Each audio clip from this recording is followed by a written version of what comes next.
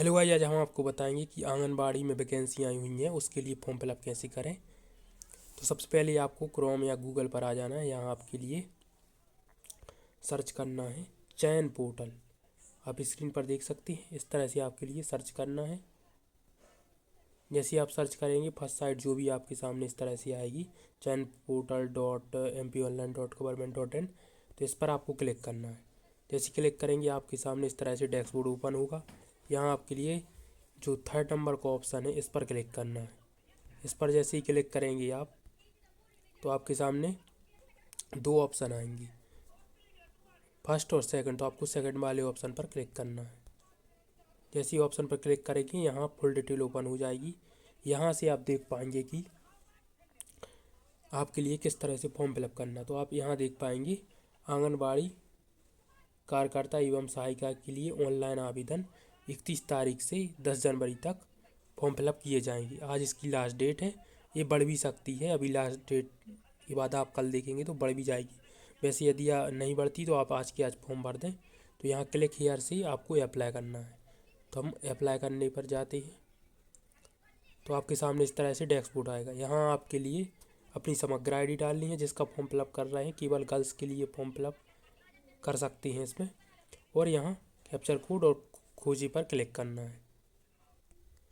तो आपके सामने इस तरह से डैशबोर्ड ओपन हो जाएगा। यहाँ आपका नेम आ जाएगा ऑटोमेटिक समग्र आईडी से। यहाँ फादर्स नेम और यहाँ 1 तारीख से आपकी डेट काउंट की जाएगी। इसके बाद आपके लिए यहाँ अपनी डेट ऑफ बर्थ सिलेक्ट करना है। इस पर क्लिक करके इस तरह से डेट ऑफ बर्थ सिलेक्ट करेंगे। इसके बाद यहाँ श्रेणी सिलेक्ट करना है। तो जो भी आपकी श्रेणी हो, आप OBC SC ST से, वो आपको यहाँ सिलेक्ट करना है। उसके बाद आप यहाँ आएंगे, यहाँ मेरिट अनमेरिट सिलेक्ट करना है। उसके बाद नीचे आएंगे आप, यहाँ पद हेतु आवेदन, किस पद के लिए आप आवेदन कर रहे हैं तो यहाँ क्लिक करेंगे। जैसे आप संभाग वाले पर, तो किस मतलब कि ये डिफरेंट तरह से रहता है कि जितने भी ज़िले हैं उनमें जितने भी तहसील हैं, जहाँ जहाँ वैकेंसी आई हुई हैं वहाँ वहाँ आप अप्लाई कर पाएंगे। और आपको उस वार्ड का होना, उस गांव का होना कंपलसरी है, तभी आप वहाँ सिलेक्ट हो पाएंगे। यदि आप वहाँ के नहीं हैं और फॉर्म भर देते हैं तो आपका वहाँ लिस्ट में नाम आएगा या नहीं आएगा ये नहीं कह सकते हम, क्योंकि पिछली बार हमने फॉर्म फिलअप किया था। जैसे स्टूडेंट जहाँ का नहीं था और वहाँ से उसने फॉर्म फिलअप कर दिया था, तो उसका लिस्ट में भी नाम नहीं आया था, भले उसके ही नंबर ज़्यादा क्यों ना। तो आपका उस गांव का होना कंपलसरी है, तभी आप उसमें फॉर्म फिलअप कर सकती हैं। तो इसके लिए मैं एक और वीडियो बना दूंगा जहाँ आपको बता दूंगा कि कहाँ कहाँ कितने पद खाली हुए हैं, तो वहाँ वहाँ आप फॉर्म फिलअप कर पाएंगे। तो जैसे हम यहाँ का बता रहे सागर का, तो सागर आपको सिलेक्ट करना है। उसके बाद आप जिला में जाएंगे, संभाग सेलेक्ट कर लिए। उसके बाद इतने सारे ज़िले दिए गए, पन्ना, दमोह, सागर, छतरपुर, टीकमगढ़, निवाड़ी। तो यहाँ भी जैसे हम सागर ही सिलेक्ट करते हैं, साइड लोड होगी और वापस आएंगे। उसके बाद परियोजना सिलेक्ट करना है, कौन सी परियोजना के अंतर्गत आते हैं आप। तो इनमें से देख सकते हैं आप सायगढ़, मालथौन, सागर शहर, बंडा, रहली, सागर 2, खुरई, देवरी, सागर, केसली, सागर शहर, बीना, राहतगढ़, जैसी नगर। तो हम गढ़ाकोटा सेलेक्ट करते हैं। उसके बाद आपके लिए क्या करना, सेक्टर चॉइस करना है। यहाँ आप देख सकते हैं सेक्टर लिखा है, जितने में स्टाल लगा है वो इन्फॉर्मेशन आपको डालना ज़रूरी है। तो यहाँ गढ़ाकोटा शहर, छुल्ला, परासिया, बले। तो हम यहाँ गढ़ाकोटा शहर सेलेक्ट। नेक्स्ट आते हैं हम आंगनबाड़ी केंद्र। तो यहाँ आंगनबाड़ी केंद्र केवल इस गढ़ाकोटा शहर में 2 ही खाली हैं, भगत सिंह वार्ड A और सुभाष वार्ड। तो इन दो में से जहाँ भी आप अप्लाई करना चाहते हैं, जैसे हम सुभाष वार्ड में अप्लाई करना चाहते हैं तो सुभाष वार्ड। उसके बाद आपको नीचे आवेदन की स्थिति में देखेंगे तो किस पद के लिए आप आवेदन कर रहे हैं। तो केवल एक ही पद है इसमें, आंगनबाड़ी सहायिका। तो वो जैसे ही आप वो सिलेक्ट कर लेंगे, उसके बाद आप यहाँ देख सकते हैं कि आप मध्य प्रदेश के मूल निवासी के साथ आंगनबाड़ी केंद्र के ग्राम शहर क्षेत्र के विज्ञापित वार्ड से हैं। तो आपको इस वार्ड का होना कंपलसरी है, तभी इसमें आप फाइनल लिस्ट में आ पाएंगे। यदि आप इस वार्ड की नहीं हैं और फॉर्म भर देते हैं तो आपका नाम नहीं आएगा। जैसे हम इस वार्ड के हैं तो हम हाँ कर देते हैं। उसके बाद आपको नीचे आना है, यहाँ आपको मूल निवास आपकी जानकारी फिलअप करना है। तो यहाँ आप देख पाएंगे मूल निवास की जानकारी।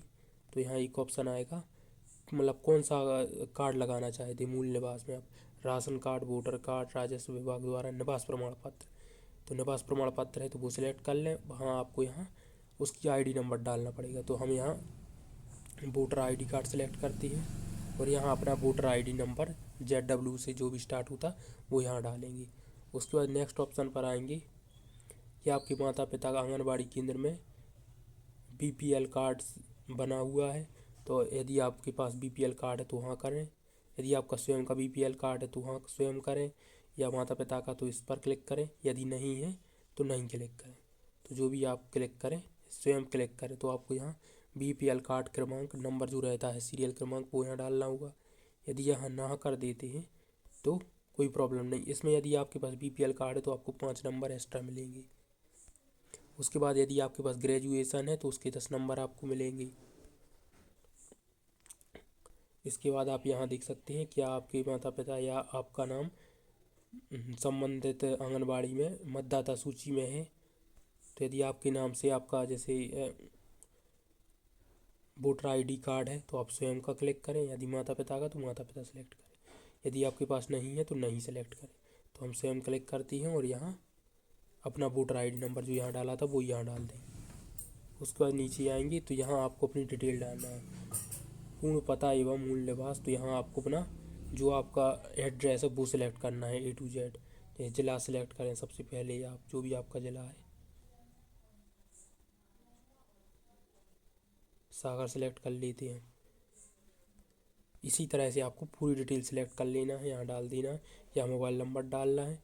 यहाँ वार्ड डालना इम्पोर्टेंट नहीं है तो आप वार्ड ना डालें, क्योंकि यदि इसमें आप 5 ही अक्षर डाल पाएंगे वार्ड में और वो डलेगा नहीं तो प्रॉब्लम होगा, सबमिट नहीं होगा फॉर्म। तो आप वार्ड का ना डालें क्योंकि इसमें स्टार नहीं लगा हुआ है। जितने में रेड स्टार दिख रहा है केवल वो इन्फॉर्मेशन कंपलसरी है डालना। उसके बाद नीचे आएंगे, यहाँ आपको 12th की डिटेल डालना है, यहाँ रोल नंबर, यहाँ किस वर्ष में आपने पास की 12th, यहाँ प्रतिशत आपके लिए पॉइंट में डालना है। यदि आपके पास स्नातक डिग्री है तो आप हाँ करें यहाँ, या ना करें। यदि हाँ कर दिए तो आपको इसको 10 नंबर मिलेंगे, या यदि आपके पास बैचलर डिग्री है तो इसके 10 नंबर एक्स्ट्रा और मिलेंगे आपके लिए, क्योंकि इसमें कोई भी पेपर नहीं होना है। डायरेक्ट आपको आपकी मेरिट बनेगी, 12th के नंबर जोड़े जाएंगे। ग्रेजुएशन है तो 10 नंबर उसके मिलेंगे, BPL कार्ड 5 नंबर उसके मिलेंगे। इस तरह से यदि कोई भी ST स्टूडेंट है तो उसको 5 नंबर और एक्स्ट्रा मिलेंगे। उसके बाद आपको यहाँ टिक मार्क लगाना है, कैप्चर कोड डालना है और आगे बढ़ाए पर क्लिक करना है। जैसे ही आगे बढ़ाए पर क्लिक करेंगे आपके सामने इस तरह से डैशबोर्ड खुलेगा। हम दिखाते हैं अभी। आपके सामने इस तरह से डैशबोर्ड खुलेगा, ऊपर आपकी जानकारी रहेगी। आपको स्क्रॉल डाउन करके नीचे आ जाना है और यहाँ आप देख सकते हैं कि आवेदिका के दौरान मृत्यु को प्राप्त आंगनबाड़ी कार्यकर्ता एवं सहायिका, तो इसे पढ़ के आपको हाँ या ना करना, तो हमने नहीं कर दिया। उसके बाद आपको यहाँ अपनी फ़ोटो अपलोड करना है 200 KB के अंदर, मूल निवास अपलोड करना है, 12th की मार्कशीट, ग्रेजुएशन की मार्कशीट, जाति प्रमाण पत्र और जन्म प्रमाण पत्र में आप अपनी 10th की मार्कशीट अपलोड कर सकते हैं। यदि आपकी फ़ोटो वगैरह इसमें अपलोड नहीं हो रही है तो उसमें आपको कुछ नहीं करना, उसे कंप्रेस करके 200 KB से कम कर देना है, 150 KB का अपलोड कर देना है। यदि 12th की मार्कशीट अपलोड करने में कोई प्रॉब्लम हो तो PDF में अपलोड कर सकते हैं, JPG, यहाँ ऑप्शन देख सकते हैं, आपको दिखाई देंगे JPG, PDF। तो सभी के लिए आपको 200 KB से कम में ही अपलोड करना है। तो आप गूगल पर जाकर कंप्रेस कर सकते, फ़ोटो कंप्रेस डालेंगे और गूगल पर कोई भी साइट आएगी उस पर जाके फ़ोटो अपलोड करके 150 KB लिख देना और कंप्रेस कर देना, तो डाउनलोड होकर वो आ जाएगी, वो आप यहाँ अपलोड कर पाएंगे। इसके बाद आप नीचे आएंगे तो यहाँ देख पाएंगे आपके लिए 118 रुपये टोटल फॉर्म फीस लगेगी, 100 फॉर्म फीस है और 18 रुपये GST, और आपके लिए भुगतान करें पर क्लिक कर देना है। जैसे ही भुगतान करें पर क्लिक करेंगे तो आपके सामने इस तरह से डिटेल आ जाएगी और यहाँ लिखा आएगा पेमेंट नोट, मतलब अभी पेमेंट नहीं हुई है। तो यहाँ आपके पास एक आवेदन क्रमांक होगा, इसका स्क्रीनशॉट लेकर रख लें। उसके बाद स्क्रॉल डाउन करके नीचे आना और पेमेंट वाले ऑप्शन पर जाना आपके लिए। जैसे ही आगे जाएंगे आपके सामने इस तरह का डैशबोर्ड आएगा, यहाँ आपके लिए कुछ नहीं करना है, UPI वाला ऑप्शन सेलेक्ट करना है, इस पर क्लिक करेंगे और आपके सामने 2 ऑप्शन खुलेंगे, पेटीएम और पे ऑल NSDL। तो यदि आप गूगल पे, फ़ोनपे से पेमेंट करना चाहते हैं तो ये वाला ऑप्शन सेलेक्ट करें और QR कोड भी आ जाएगा इसमें, और UPI से भी पेमेंट कर सकते। तो नीचे वाले ऑप्शन इस पर सिलेक्ट करना है, इस पर क्लिक करेंगे और आपके सामने इस तरह से 118 का पेमेंट का ऑप्शन आ जाएगा। यहाँ आपके लिए इतने सारे ऑप्शन मिलेंगे, net banking, UPI, QR code. तो या तो आप यूपीआई पर क्लिक करके और आपके सामने यूपीआई का ऑप्शन आएगा, वहाँ से आप पेमेंट कर यूपीआई डाल के कंफर्म करेंगे और आपकी यूपीआई पे गूगल पे, फोन पे जिसकी भी यूपीआई डालेंगे मैसेज जाएगा, वहाँ आप पेमेंट करेंगे, यहाँ कंफर्म हो जाएगा। या आप इस क्यूआर पर क्लिक करेंगे, आपके सामने क्यूआर कोड दिखने लगेगा, वो भी हम दिखा दे रहे हैं किस तरह से दिखे। इस तरह से क्यूआर कोड दिखेगा, इसे आप स्कैन करेंगे या स्क्रीनशॉट लेकर कोई भी ऐप से आप इसे स्कैन करके पेमेंट कर देंगे, पेमेंट कंफर्म होगी, उसका फिर आप प्रिंट ले लेंगे। अगर आपको वीडियो पसंद आई तो लाइक सब्सक्राइब करें। Thank you for watching my video.